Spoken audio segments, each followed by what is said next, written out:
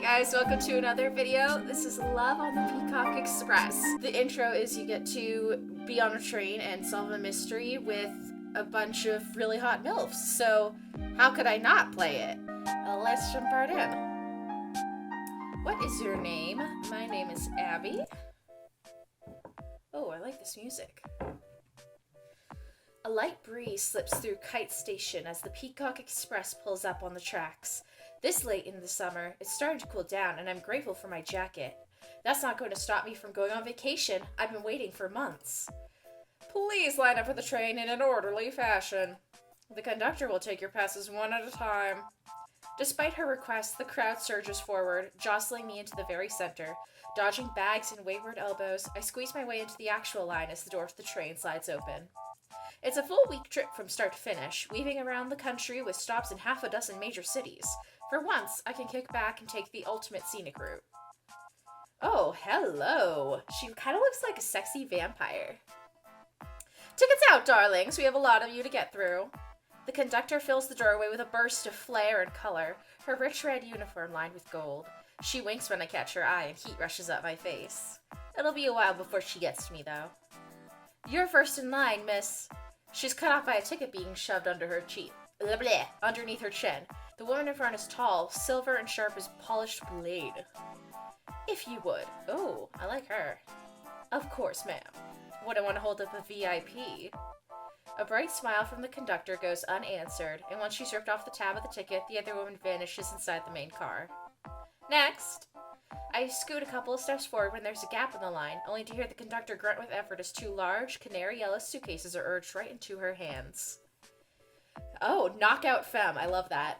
Sorry, if you could help me with these real quick, I'll get out of your hair. No problem, ma'am. How many of these do you have? 5? No, 6. Excellent. It's hard not to laugh as the conductor tries to juggle the suitcase's ticket and gracefully accept the woman's apologies all at once. The passenger does her best to help, but there are just so many bags. I'll be right back, everyone. She returns a moment later, smoothing out the wrinkles in her vest, and calls up the next person in line. It's an older woman with her hair cut short and clean, reaching into the pocket of her jeans and taking out a brown wallet. Then she hesitates, letting that one drop before pulling a black wallet from her jacket instead. Oh, hello. Salt and pepper butch. I love it. Here you go, miss. Head on to the back, but try not to be a stranger to everyone, okay? This is a pleasure trip. Ooh, a pleasure trip. Huh. I'll keep that in mind. Wouldn't want to disappoint a lady. Oh! Is that so? The scar across her mouth tugs tight when she smiles. A little flustered, the conductor waves her inside the train. And next? Oh, that's me! At least I don't have a lot of baggage to carry on board. Hello, sweetheart. Ticket, please. Here you go. Oh, I'm adorable. She holds it up to the light for a moment before tearing off the shorter end and handing the rest of the ticket back. I wonder if the conductor likes her job. I guess I could always ask. Her laughter is light, almost playful. I catch a twinkle in the conductor's eye as she looks me over from head to toe. What do you think? Exciting depends on your definition. It might be, depending on what you do for a living. I'm a private investigator. Oh.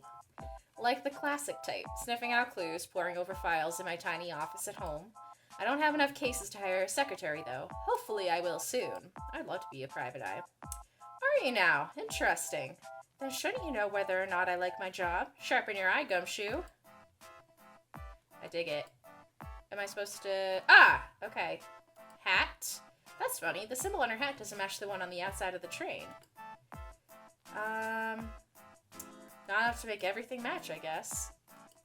Her lips purse, and I think I'm... Oops. My sartorial inclinations aside, how much did that really tell you? Okay, that's fair.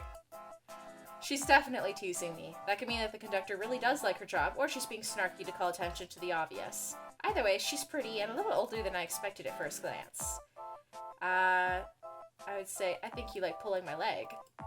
Feigning offense with a sigh, the conductor puts a hand over her heart. You wound me, young lady. Young lady! Outfit. Her clothes look brand new, like they've just come right off the rack. Either the train company changes them with every season, or she hasn't been doing her job very long. Well, you make the fall colors look really good. Delight brightens the conductor's eyes. I'm not sure how much that'll show in my annual review, but I appreciate it. Before I can open my mouth again, the conductor hushes me with a light squeeze on one shoulder. Fun as it is to chat, there are plenty of people in line behind you. Oh, yeah, I don't want to hold up the line.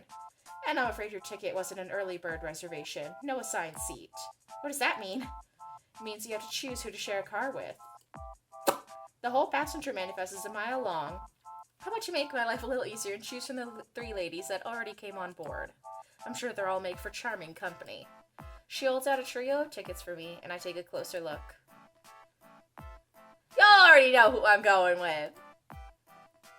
I don't know what drew me to this woman. Maybe it was the salt and pepper hair, or the Han Solo vibe, or the scar on her lip, or the leather jacket, or all of the above. I point to the ticket. This one?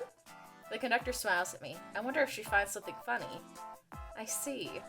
Very well. Thank you for your patience as we get everyone on board. I hope you enjoy your trip. She ushers me along with the cold courtesy of a real professional, and I find myself inside. Let us see. That scared me. Ooh, I like this car. It's very cozy. I love the art. It's beautiful. Oh, we got some wine. Okay. I didn't realize a chill was settling into me until I go further inside the train and I relax in the warmth. As I walk into the train car, I take a deep breath to take in the smells of dust and clean upholstery. Hello. On the far side of the cabin is the woman from the line with the clean cropped hair and jeans. She's looking through the window but turns from it to look at me as I enter. The way she smiles at me seems like it's out of a movie. There's a pause and it grows across her face like a realization. She doesn't even say anything, I know I'm blushing already. She's so powerful. Hey there. Hey! Nice to meet you. She smiles a little brighter. Looks like we'll be locked in this little room together for a while. Why don't you come in and take a load off? Okay. I won't bite. Ah! Unless you want me to. This is going to be quite the journey. Imagine saying that to like a straight up stranger who just walked into your train car.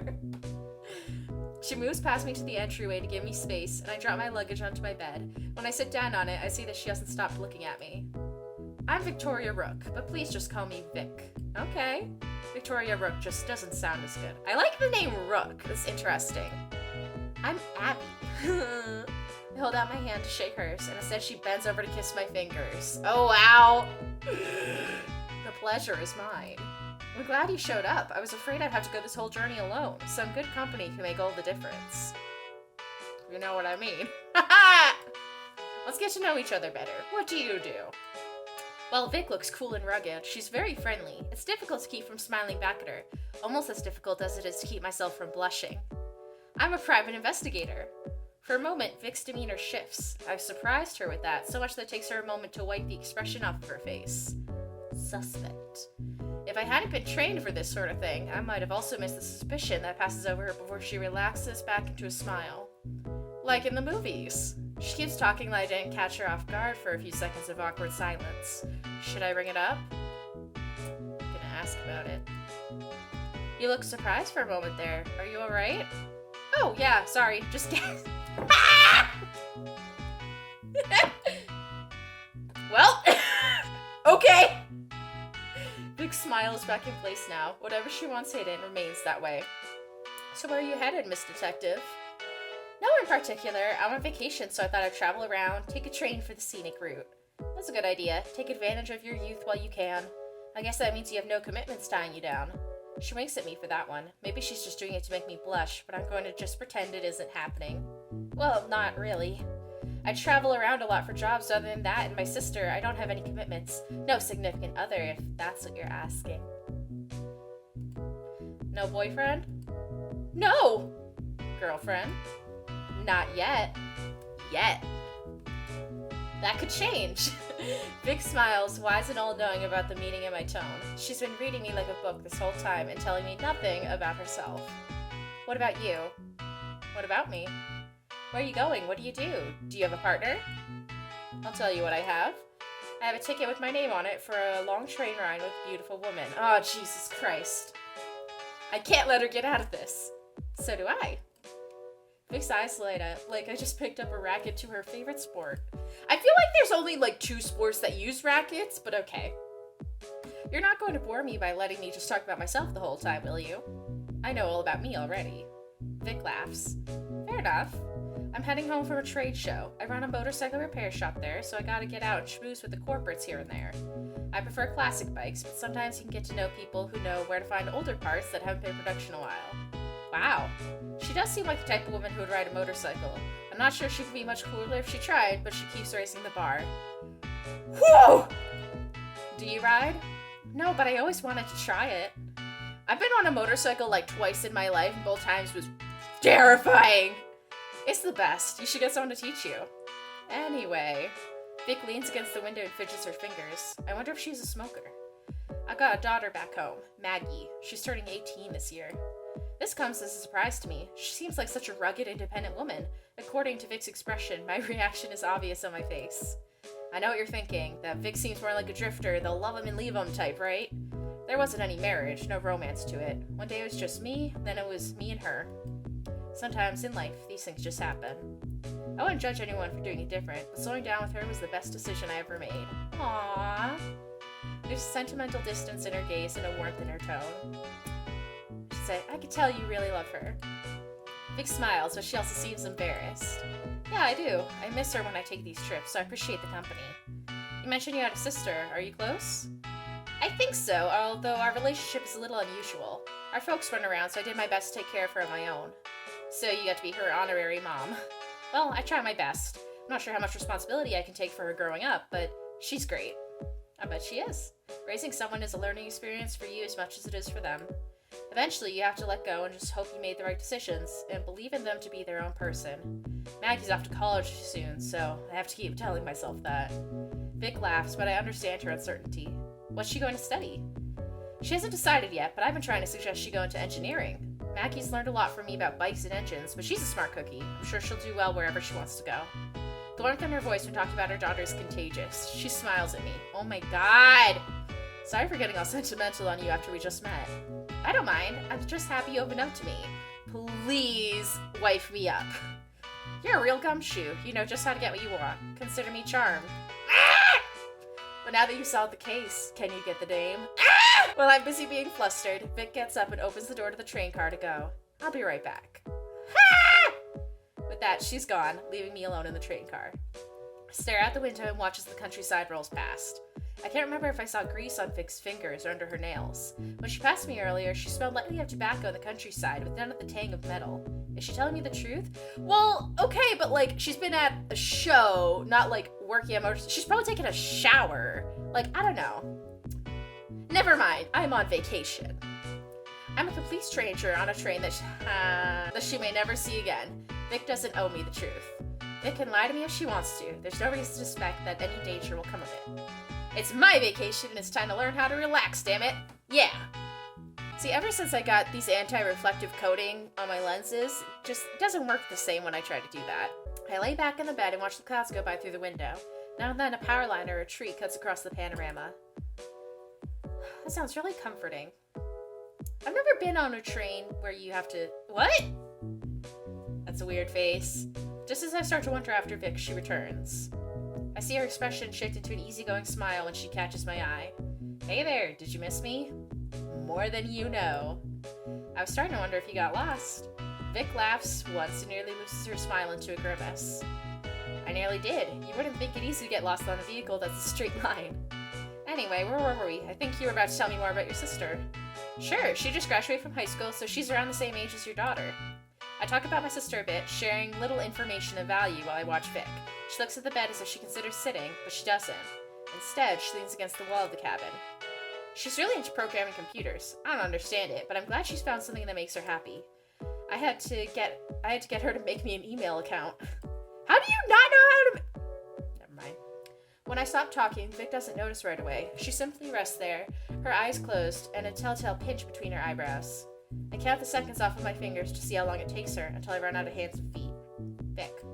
Yes. She says it so sweetly as if there's nothing that I caught her doing. Oh. Are you alright? You look like you're in pain. Not at all, just tired. I stare at her and she smiles back at me. She's sticking to her guns, so I let the quiet sit for a while. Until she looks away with a laugh. So, Miss Gumshoe, tell me the truth. Are you working an assignment on this train? You just say lie and say yes. Let's see what happens. Yes. Well, thanks for the honesty. Question number 2. If you discovered evidence of crime, would you feel obligated to report it to the authorities? No! Okay. With a hiss and a wince, Vic lifts the hem of her shirt. Ah! The spotting that has leaked into the bandages around her torso tell me all I need to know. Shit. She cleaned it like a professional, but the blood still looks fresh. Vic, how are you still standing? You must be in so much pain. Are you worried about me? That's sweet. These things happen sometimes when you go to automobile conferences. Vic lets out a strained laugh. As long as you're helping me out, I owe you the truth. I wasn't lying to you when I said that I run a motorcycle shop. There's just more to it than that. The real money comes from my other job, my real job. I'm a professional thief. Oh! Vic chuckles, quiet and grim. Yeah, that's the reaction I usually get. So what now? Do you regret getting wrapped up with me? Never. Nah! My job is to find information, not to pass judgment. I have lines that I might drop, but this isn't one of them. Vic smiles at me. Vix. Anyway, I'm not coming back from a conference. I'm on the street to do a job, as you may have guessed. I was hired to fetch a certain item for a client. A certain item. Suppose you can't tell me what it is. I could tell you, but then I'd have to kill you. I'm okay with that. We stare at each other. It's hard to take her seriously when she says stuff like that. Sorry, I know it was low-hanging fruit, but I had to make that joke. I sigh at her, and she gives me a sheepish smile before continuing. When I left the car a little while ago, I went to do the handoff. Usually these things are casual, so you don't raise suspicion, just a couple of random folks in their civvies, shaking hands and making a trade. This time I got there, and it was a little girl wearing a mask. Before I had the chance to ask questions, she fucking stabs me and takes off with the goods. So your job is going to be to find that girl in the mask. We have to get to her before that train stops, and she and my job well done are gone for good. She's probably just a kid in over her head, spooked because she doesn't know what she's doing. I used to be that girl too. Vic sighs and touches her stomach with a wince. I feel like I can almost see her for who she really is. Someone scrappy, desperate, and tired. Alright. Before I get started, I have a few questions. Yeah, I bet you do. Let's say, where did this happen? Where exactly did this encounter happen? I'm supposed to meet with the contact in a cabin at the end of this car. The girl in the mask was there instead, and that's when she stabbed me and took the stuff. A bunch of my contactors jumped somewhere too. This seems fishy. Did you know anything about your contact? Of course not. That isn't how it works. Well, like I said, it's usually some dude in jeans and a t-shirt, not a tiny girl in a creepy mask. What about the girl in the mask? Not really. There wasn't a lot of time to take in what was happening. She was short, petite, wearing a hoodie and a creepy bird mask. Did she say anything? Not at all. Not a sound. She just knifed me, checked my pockets, and made a run for it. Tell me about your employer? Not a lot. I often operate without much information about a person or their situation. They usually tell me just enough to get the job done. But I do have this. Huh. Vic hands me a business card. I look it over. He's a stockbroker. Vic shrugs. Maybe. I don't get paid to know why people want something or what it's for. I can't say I don't get curious, though. You never met the guy? Nope. Well, that's normal. We just talked on the phone. After the exchange, I was going to burn the card and forget this ever happened. We never intended to speak again. These complications usually happen in this line of work? Well, yeah. It wouldn't be fun if there wasn't a little danger. I bet your job gets sketchy sometimes too, right? Doesn't it make things more exciting? I have to think about it. I guess you're right, depending on what kind of danger there is. You know what I mean. As long as no one's getting hurt, it can be pretty fun. I knew you were the type. Tell me about the item. Vic shakes her head. Sorry, Gumshoe, no can do. I have a reputation to keep and a paycheck to earn. Maybe later I'll tell you, but the drop-off has been compromised, so I'm still on the clock. A lady has to keep a few secrets. I think that's all. Off you go then. Earn that shoe gum, Gumshoe. I wish I could come with you, but I think I need to lie down. I think you should. I'll be back soon. Hey. Vic blows herself onto the bed and smiles up at me. Thanks. Woo! Smile back at her. Take it easy and leave it to me. Gumshoe Abbey is on the case. That's me. I use my most confident walk to stride out of the train car and continue the investigation. It's not very often a case puts my life in potential danger. I have to be careful so I don't end up like Vic or worse. Maybe she's right, though. Danger does make it exciting. I mean, Alright, let's see here. Got a lot of ground to cover here. Let's check the hallway first. The conductor keeps this place so tidy, it should make my job easier. Alright. That was easy. The knife is still open, so I pick it up carefully by the handle. A red sheen lingers on the blade, turning a rusty color by the time it reaches the hilt. It must have been wiped clean quickly, but the presence of blood is unmistakable. Good thing the blade is short. It could have really been hurt. Huh? I pick up the business card, and it's so familiar that I reach for the one in my pocket to make sure I didn't drop it. Huh. Sure enough, the card is identical to the one that Vic gave me. The name and the phone number are the same, for the same stockbroker. This raises more questions to me than it gives answers. I better not jump to unfounded conclusions. She left incriminating evidence, but I still don't know who the masked girl is, or the direction she went. I guess my only option is to hit the dirt and check the other cars until I find another clue. She couldn't have gone far. Alright, let's see. Oh, hello. The handsome gray fox from the line earlier isn't happy about me intruding on her space. She lets me stoop around with a clear impatience. There's no sign of the masked girl in the small car. The lady hasn't heard anything either, so I move on. The next car is a beautiful, glamorous woman that I think I also saw in the line. Her room is cluttered with personal stuff. She's kind about my intrusion, but she asks a lot of questions about what I'm up to. As soon as I'm sure she's not hiding the masked girl, I slip out. I don't want to be rude, but I can't tell her a client's personal business. Naturally. I knock on the door of the next car, but no one answers. And, well, I didn't get to be good at my job by minding my own business. I try the door. It's open, so I let myself inside. I guess it wasn't empty after all. Who? I found you! I surprised her as much as she surprised me. She's small and tense, but I'm between her and the only exit. There's nowhere for her to go. Who are you? Who are you working for? Move! Her voice is so quiet that I can barely hear her, but I don't get a chance to ask her to repeat herself. Get out of the way or I'll kill you!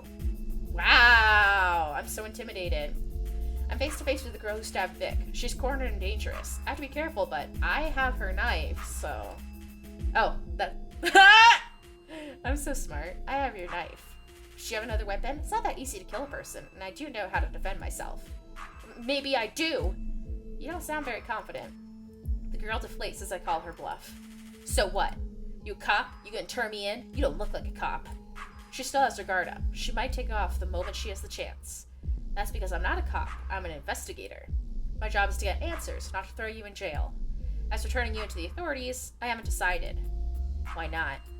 Because I don't know what's going on. I don't have the full picture. Why don't you tell me the truth, and then I'll decide. She takes a long time looking at me, considering, calculating. Maybe she's not as impetuous as I thought. If I tell you, can I have your word you'll go easy on me? She's trying to negotiate, even when I have her cornered. I'm not interested in ruining the lives of young people, but you'll have to take my word for it. She hesitates. She nods. Okay. She pulls the mask off over her head. Don't turn me in. She's small, about the same age as my sister. Much is still hidden by the hood over her head and her hair in her face, but the shape of her nose and eyes and her chin reveal an undeniable resemblance, and the age is right. Oh. Vic was stabbed by her own daughter? Oh shit! It's Maggie, right? What? How? Your mom told me all about you. I could see the resemblance. Oh. I didn't mean to hurt her. I panicked. I panicked and I almost killed my mom. It's okay. She's okay, I promise. She's just my sister's age, and her tears break my heart just the same. I open my arms to offer her a reassuring hug, but Maggie glares at me, sniffs, and wipes her tears on her sleeve. I'm not a kid. Yes, you are. I sigh. This case has certainly gone pear-shaped, but I think I understand what happened now. You should come back with me to see your mother, and we can talk through it. Ugh, I still think this one beats any punishment I ever got for sneaking out at night. She's gonna kill me. I wish I could reassure you on how she'll respond, but it's hard to say. I don't know if she had any suspicion that you were involved. The most important thing to any parent is making sure their kid is safe. I think she'll just be happy to see you. Maggie sniffs and rubs her tears on her sleeves again. Thanks. You're okay.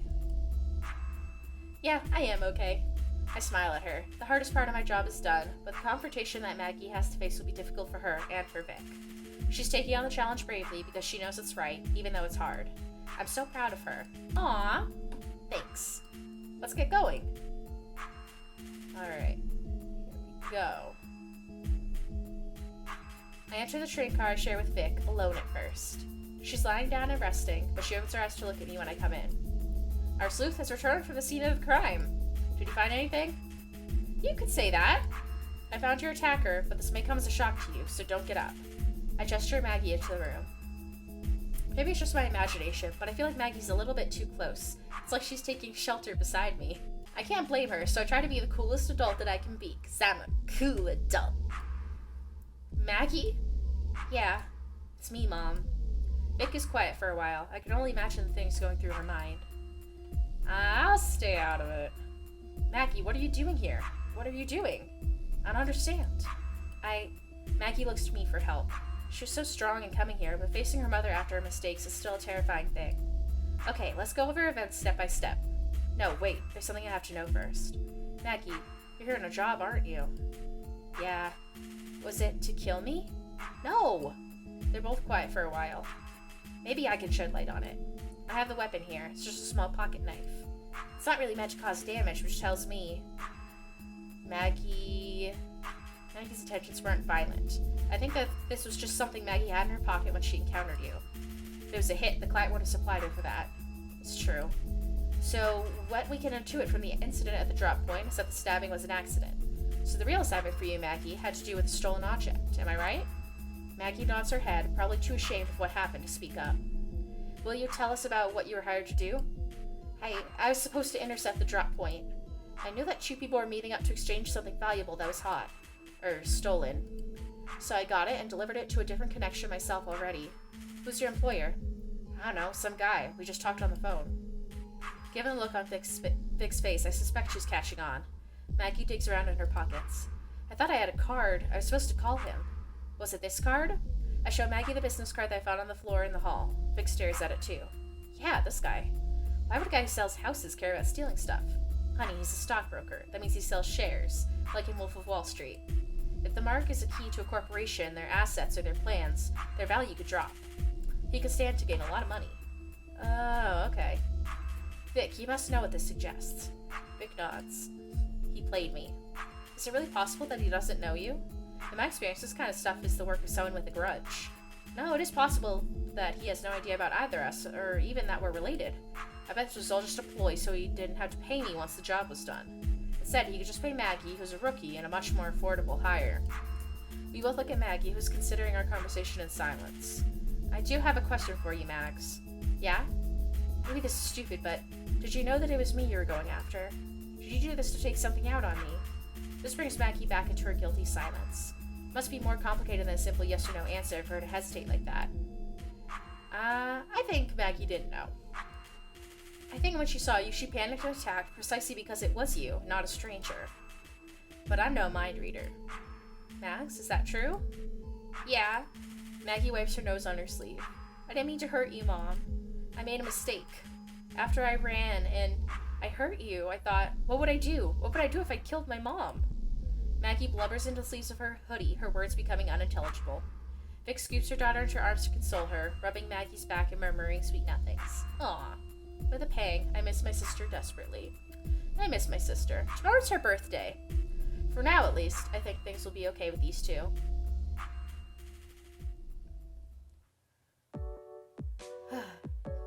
I just have to know what inspired you to get involved in my line of work. You know I wanted you to keep your nose clean. I wanted you to go to school and have a good life.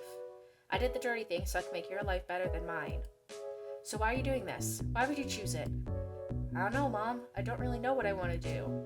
I thought I could go do this job and just show you that I could pull it off.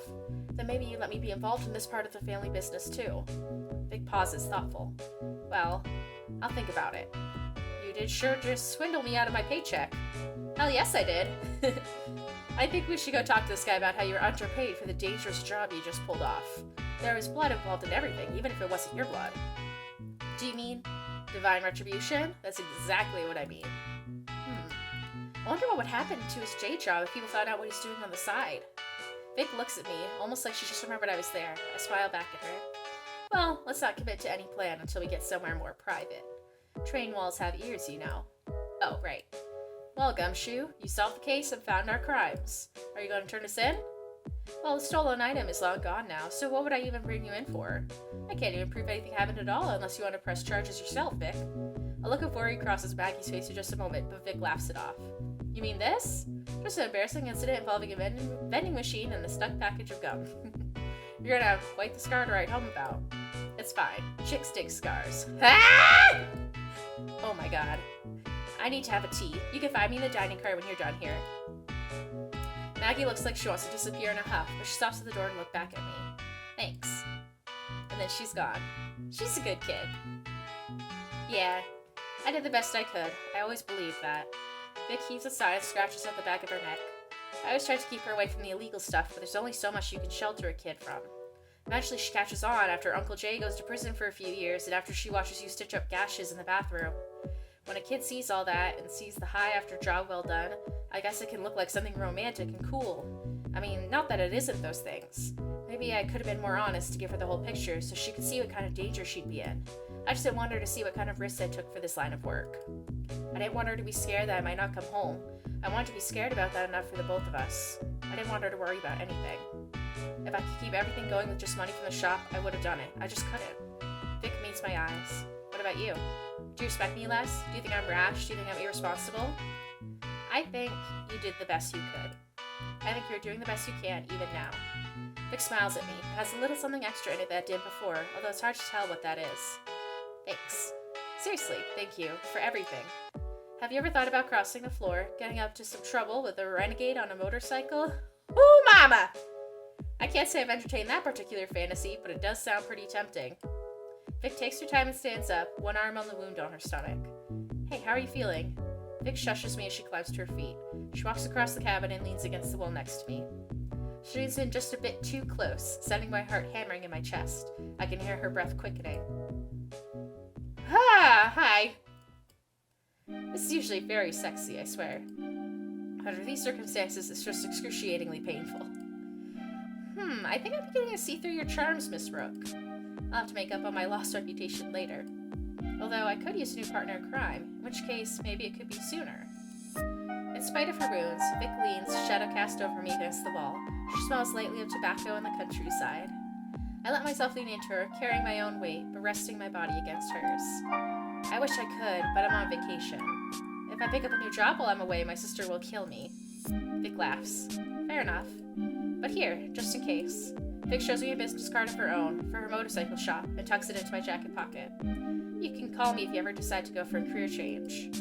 Or if you want to get a drink. I can feel the heat of a blush on my face. And I was looking so cool until now. I've never looked cool in my life. Yeah, that sounds great. When Vic leans in closer, I meet her halfway. With any luck, the rest of my vacation will be just as rewarding.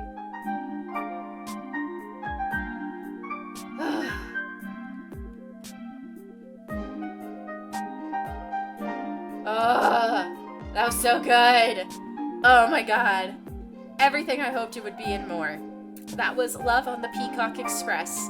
I sincerely enjoyed this experience. I cannot get enough of Salt and Pepper Butches, and I hope you enjoyed it just as much as I did. If you enjoyed this playthrough, I highly encourage you to go download this game. I will put the link below so you may download it and play it for yourself. Thanks so much for watching, and I hope you have a wonderful day.